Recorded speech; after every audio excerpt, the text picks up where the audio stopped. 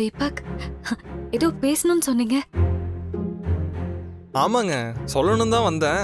ஆனா அதுக்குள்ள மைண்ட்ல நிறைய விஷயம் ஓடுதா, அதான் எப்படி சொல்றதுனே தெரில.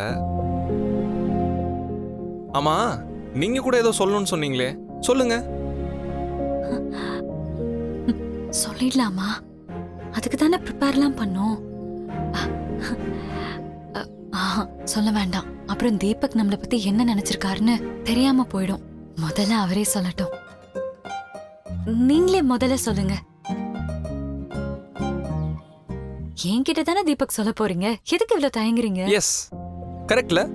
நீங்க எனக்கு ரொம்ப நல்லா தெரிஞ்சவங்க தானே.